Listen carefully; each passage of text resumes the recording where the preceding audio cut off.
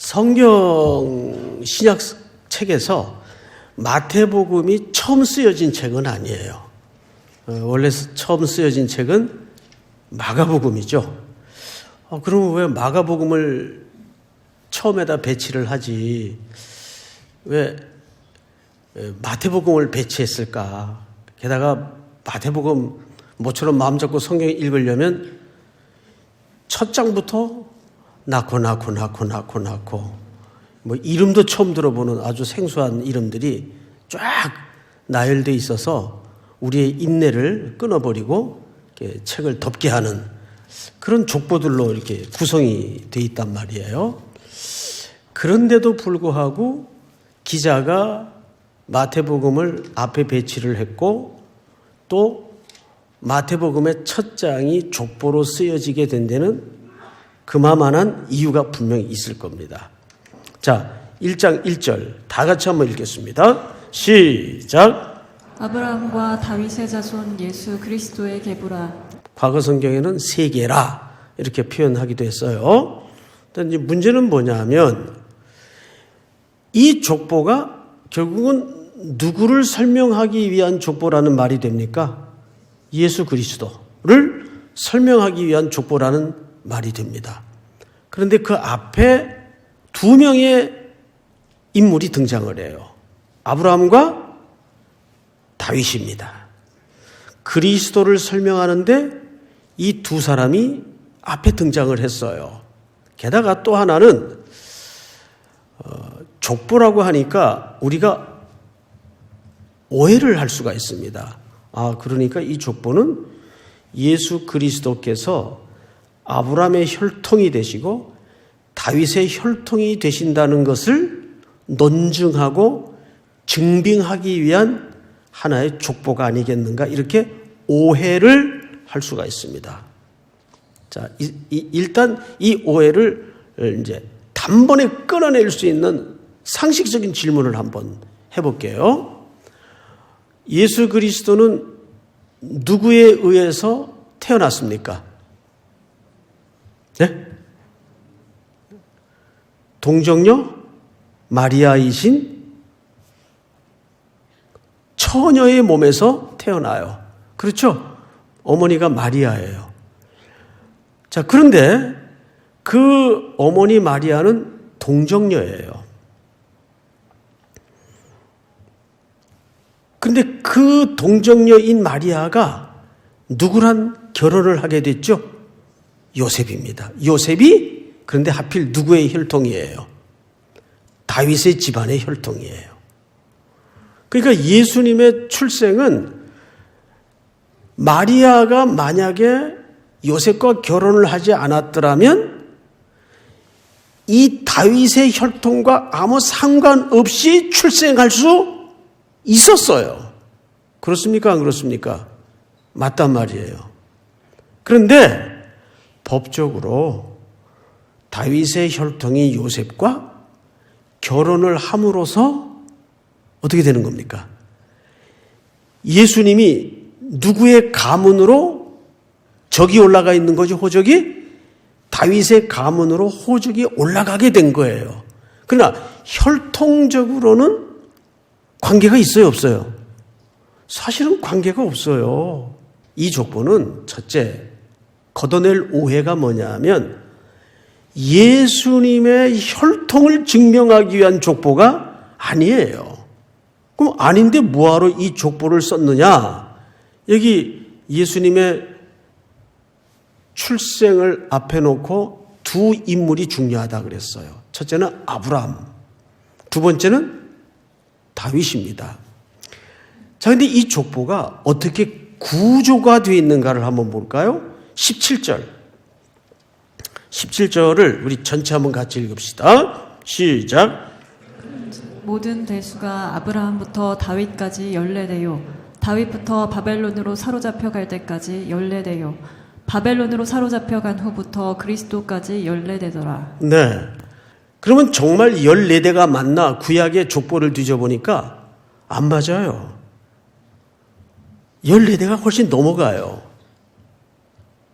근데 그것을 14라는 숫자에 맞추기 위해서 몇 사람을 빼버립니다.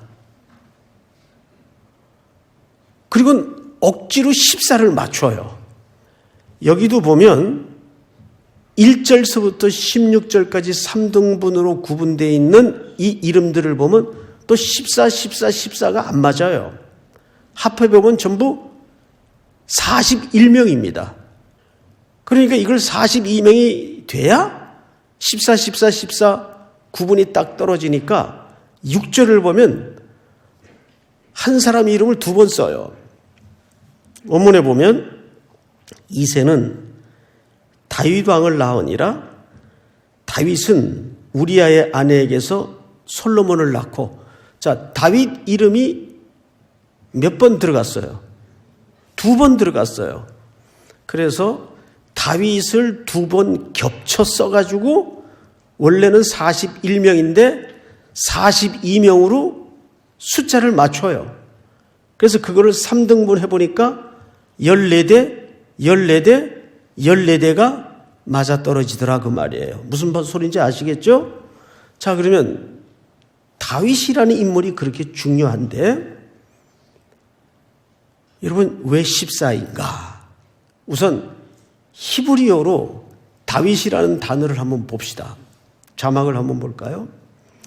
이게 이제 다윗이라는 히브리 말이에요. 첫 번째 단어가 히브리어는 거꾸로 쓰고 읽는 거 아시죠?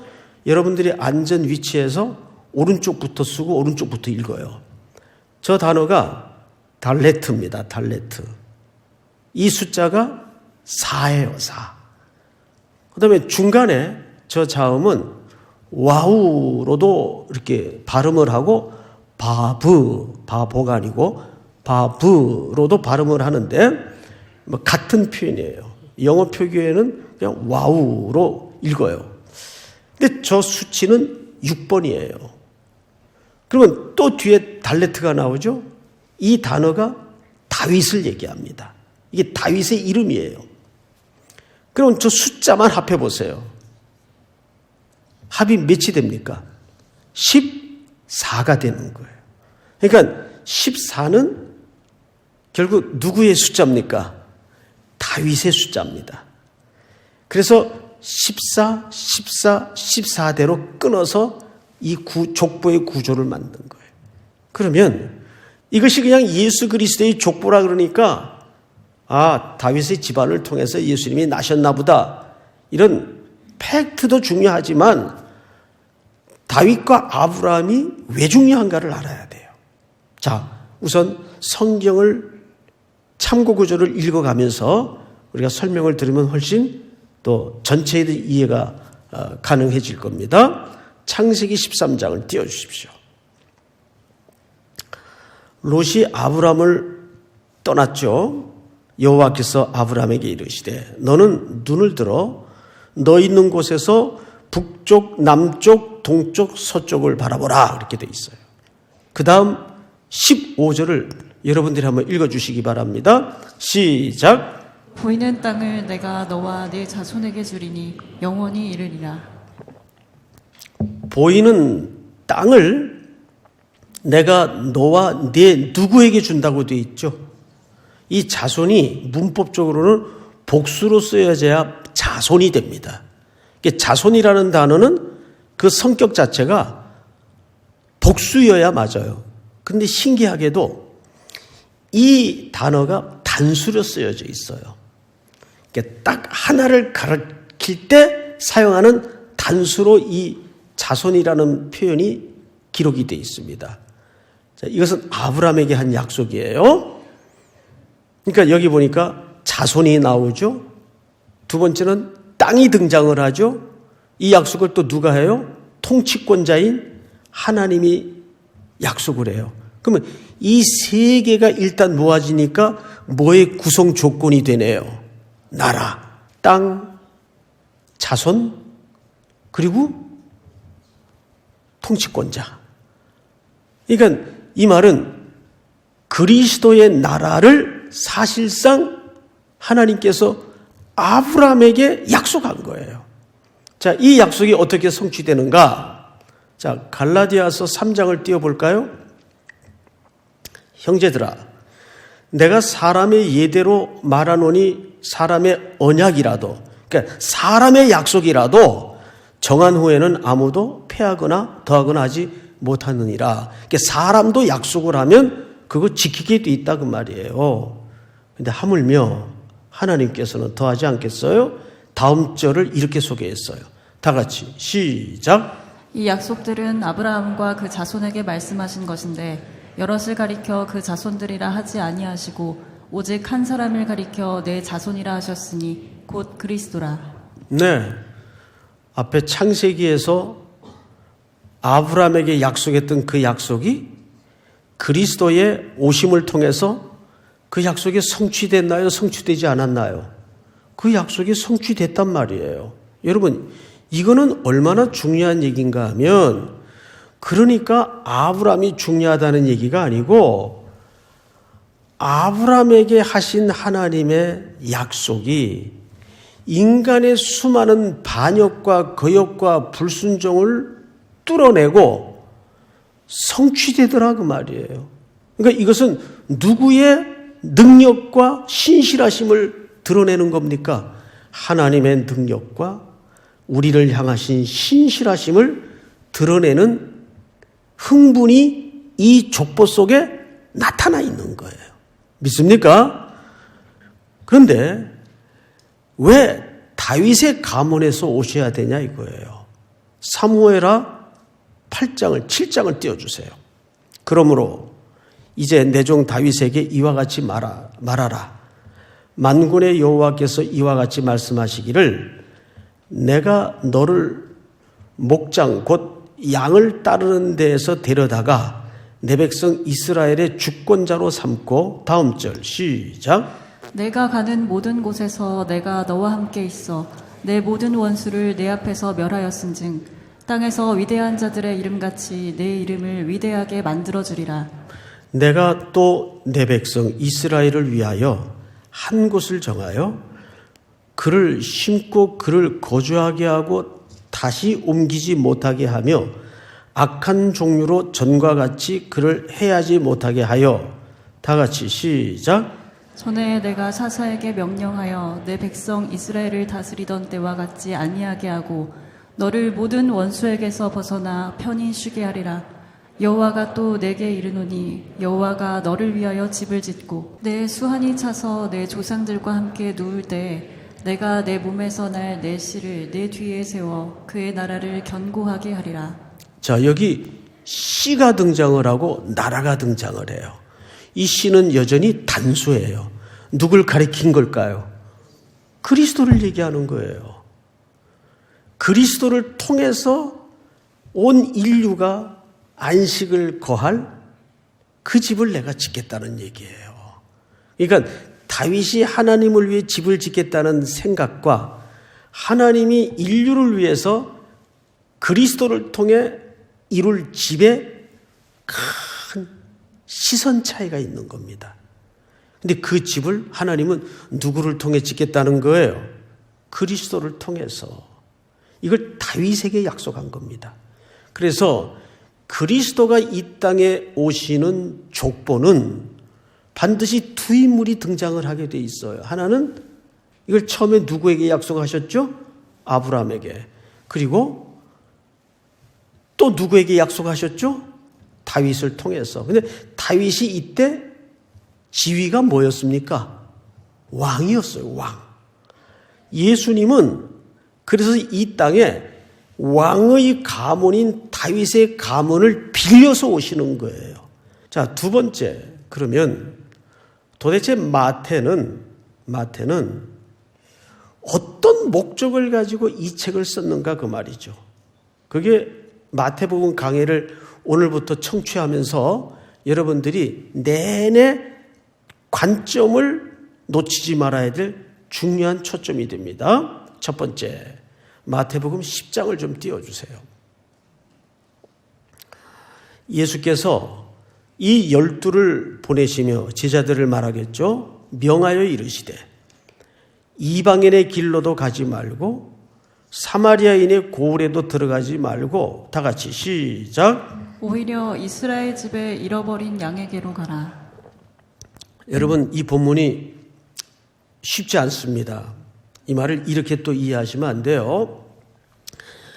마태는 유대적 관점의 책이니까 이방인에 가서 복음을 전하는 것을 싫어했다, 이런 의미가 아니에요. 자, 여기 강조점이 어디 있는가를 일단 보시면 됩니다. 강조점은 이방인의 길로도 가지 말고 사마리아인의 고을에도 들어가지 말고 오히려 이스라엘의 집에 누구에게로 가라. 그렇죠. 그러니까 이런 뜻입니다.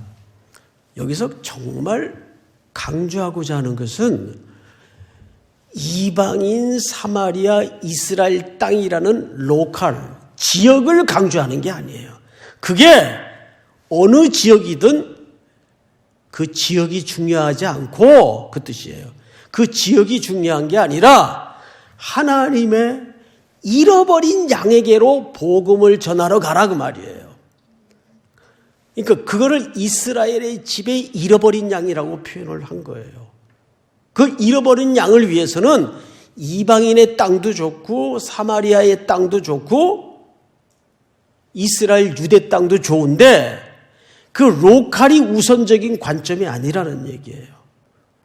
하나님의 관점은 참 이스라엘의 집, 영적인 이스라엘, 잃어버린 양에게로 가라, 그 뜻이에요, 제자들에게. 그런데 이 말을 왜 하게 되었는지 배경을 알아야 돼요. 예수님이 제자들에게 이 말을 왜 하게 되었는가. 마태복음을 이제 앞으로 쭉 같이 공부하다 보고 듣다 보면 유난히 마태는 예수님과 제자들의 핍박받고 배척받는 모습을 섬세하게 그립니다. 특별히 본토 유대인들에게 이스라엘 땅에서 배척을 받아요. 그 배척받은 제자들에게 그 말을 하는 거예요. 잃어버린 양에게로 가라. 그 잃어버린 양에는 이스라엘 땅 안에도 있겠고 이방인 땅 안에도 있겠고 사마리아 땅 안에도 있겠죠. 그렇다면 예수님이 여기서 강조하고 싶은 것은 지역적인 문제가 아니라 그게 어디가 되든 잃어버린 하나님이 그토록 찾고 있던 그 영혼에게로 가라, 그 말이겠죠. 유난히 예수님과 제자 공동체가 배척을 당하지만 그 배척을 통해서 두 번째로 어떤 일들이 벌어지는가 하면 마태복음 16장을 한번 띄워주세요. 다 같이 읽습니다. 시작. 또 내가 네게 이르노니 너는 베드로라. 내가 이 반석 위에 내 교회를 세우리니 음부의 권세가 이기지 못하리라. 마태는 성경에서 처음으로 교회라는 용어를 쓴 사람이에요. 내가 이 반석 위에 내 교회를 세우리니, 그리스도의 교회를 세우겠다는 말인데 여기서 에클레시아라는 단어를 씁니다. 에클레시아라는 말은 이때 원래 교회라는 개념으로 쓰여졌던 표현이 아니에요. 이 에클레시아라는 말은 무엇으로부터 불러냄을 입은 자라는 뜻이에요. 근데 이게 훗날 오늘날 교회의 고유 명칭이 됩니다. 그때까지만 해도 유대교의 죽은 법조문을 붙들고 있던 죽은 종교에서 그 법조문이 수많은 사람들을 고단하게 만들었어요. 그래서 예수님은 마태복음 11장에서 수고하고 무거운 짐진 자들아 다 내게로 오라. 내가 너희를 쉬게 하리라. 그러면 예수님께서 이 반석 위에 내가 내 교회를 세우겠다는 그 교회의 원형의 모습은 어떤 모습이었을까요? 그때까지만 해도 어린아이, 약자, 여자는 수에도 넣지 않는 엄연한 사회적 편견과 차별이 당연시 여기던 사회적 통념으로 자리 잡고 있던 때예요. 그러나 주님이 꿈꾸던 교회의 원형의 모습은 종과 노예가 다 똑같은 존엄한 하나님의 창조된 형상으로 대우를 받고 남녀의 차별이 없어지고 어린아이가 존중받고 무엇보다도 거리의 사람들이 따뜻한 데 배불리 먹던 사람들이 한 형제로 만날 수 있는 그런 공동체, 그런 공동체를 꿈꾸었어요. 그런데 오늘날 일부 교회의 모습은 여전히 그런 세습의 권위가 자리 잡고 있고 세상의 편견이 녹아져 있는 잘못된 이지러진 모습을 우리에게 드러내고 있거든요. 그것은 예수님이 원래 유대 교회에서 이 백성들을 뽑아내어 이 반석 위에 내 교회를 세우겠다던 그 원형의 모습은 아닙니다. 우리는 마태복음을 공부하면서 앞으로 향후 오늘날의 교회가 어떤 모습으로 그런 빛바랜 색깔들을 다 걷어내고 원래 저 안에 주님이 꿈꾸었던 교회의 원형의 색깔을 회복해내야 될 것인가에 대한 고민이 이 말씀을 듣는 가운데 순종으로, 결단으로, 회개로 분명히 나타내야 됩니다. 마지막으로 그 일을 감당하는 데는 무척 어려움이 있을 것이고 수많은 손해와 박해가 또한 따를 겁니다. 그럼에도 불구하고 예수님은 마태의 손을 빌려서 그로 하여금 붓을 들게 한 다음에 이 책 마지막 끝에다가 이런 약속을 남깁니다. 28장을 띄워주세요. 이 세 번째 전망인데 예수께서 나와 말씀하여 이르시되 하늘과 땅의 모든 권세를 내게 주셨으니 그러므로 너희는 가서 모든 민족을 제자로 삼아 아버지와 아들과 성령의 이름으로 세례를 베풀고 다 같이 시작. 내가 너희에게 분부한 모든 것을 가르쳐 지키게 하라. 볼지어다 내가 세상 끝날까지 너희와 항상 함께 있으리라 하시니라. 여러분, 제자 삼으라는 것도 가서 복음을 전하는 것도 여기 초점이 아니에요.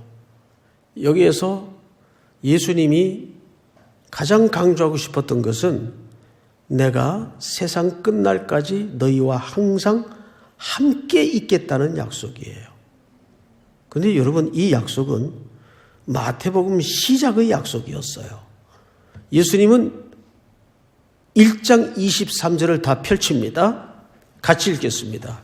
1장 23절 다 같이 시작. 보라, 처녀가 잉태하여 아들을 낳을 것이요 그의 이름은 임마누엘이라 하리라 하셨으니 이를 번역한즉 하나님이 우리와 함께 계시다 함이라.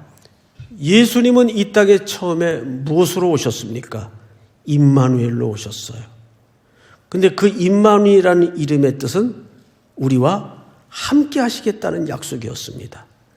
그런데 떠나가시면서도 예수님은 이 약속을 변경시키지 않았어요.